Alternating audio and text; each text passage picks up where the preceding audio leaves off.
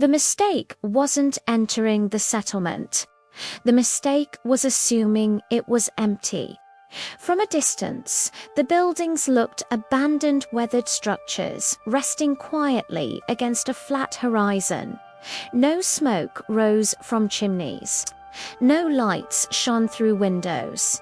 No signs of recent movement disturbed the dust. To the trespassers, it appeared to be just another forgotten place the world had moved on from. They crossed the boundary without resistance. A metal bar slipped from an unsteady hand and struck the soil. The sound was wrong. It didn't echo outward, it pressed inward, as if the settlement itself had absorbed it. For a moment, nothing changed. Then the village responded. One of the intruders felt his weight disappear. He rose slowly, lifted by a force he couldn't see or understand. His limbs locked in place, his body held suspended in the air, as though the ground itself had rejected him. There was no struggle, only sudden stillness. The others turned to run. They didn't get far. The soil beneath their boots hardened, tightening around their feet. What had been loose dirt moments earlier now clung with purpose, creeping upward like living restraints. Panic took hold as the ground anchored them in place. Moments later, the streets were empty again. No marks remained. No damage lingered. The ground smoothed itself, the walls stood intact, and the settlement returned to silence. This location would later be referred to by observers as the Rootbound Settlement. It does not appear on maps. Satellite imagery fails to resolve its position clearly. Records of nearby communities end abruptly. Their former residents quietly relocated and discouraged from returning. Officially, the settlement does not exist. At first glance, it appears ordinary. Homes cluster around a central communal structure. Narrow roads connect buildings in orderly patterns. Everything looks planned, deliberate, too deliberate. The roads are fully paved, despite no evidence of supporting infrastructure.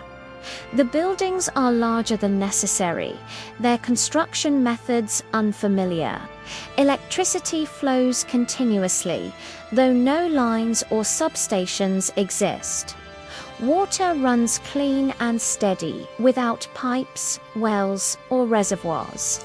No generators have ever been found.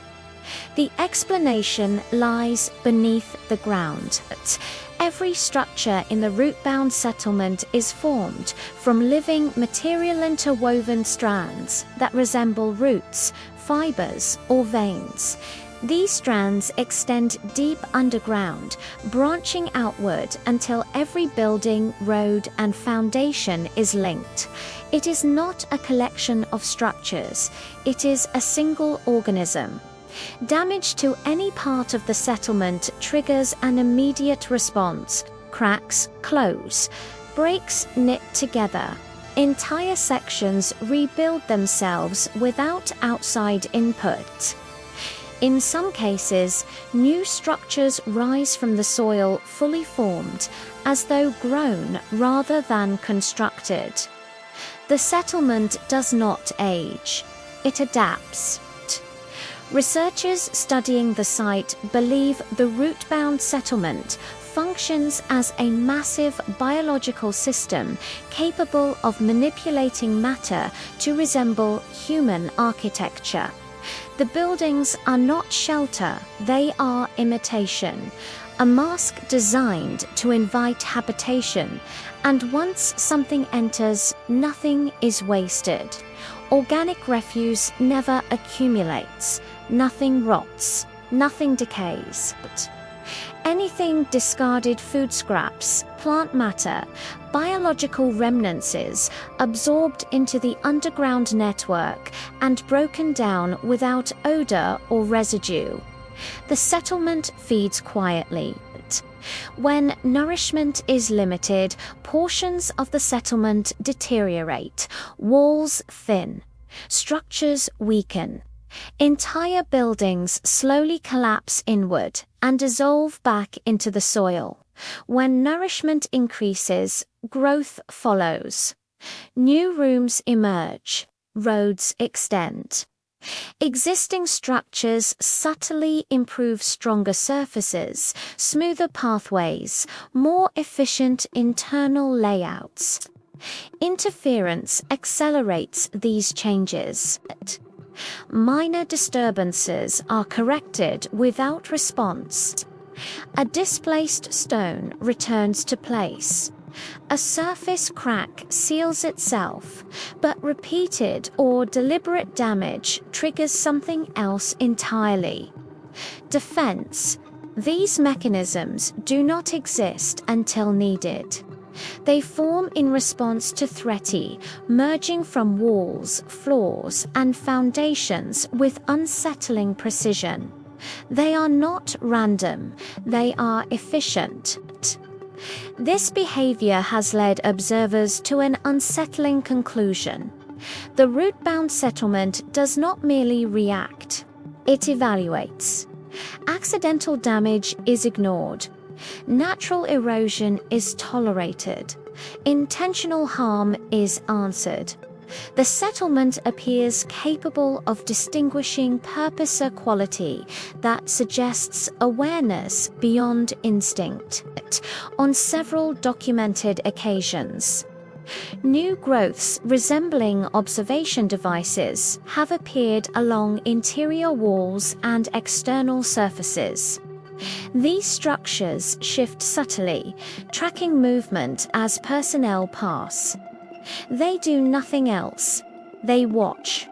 Monitoring teams assigned to the settlement follow strict operational rules. No weapons are permitted. No individual is allowed to operate alone. Visual contact between team members must be maintained at all times, not because the settlement is aggressive, but because it is patient. Historical investigation into the region suggests the settlement did not always exist in its current form. Early accounts describe a development project intended to create sustainable housing using experimental materials. Records of the organization responsible are incomplete, fragmented, and contradictory. Whatever was built here did not remain what it was intended to be.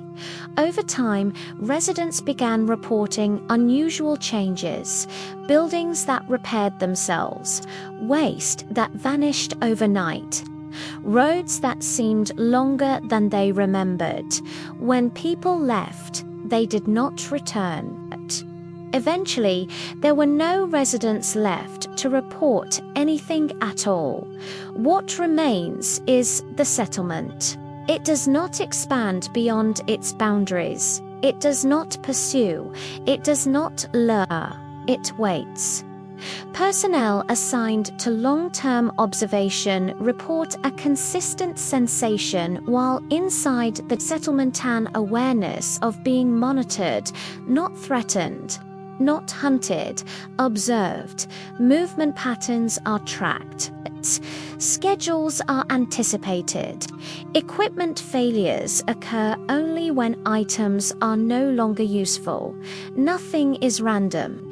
In rare cases, portions of the settlement have been observed reconfiguring themselves during extended periods of inactivity, as if optimizing their layout for future occupants. Why it does this remains unknown.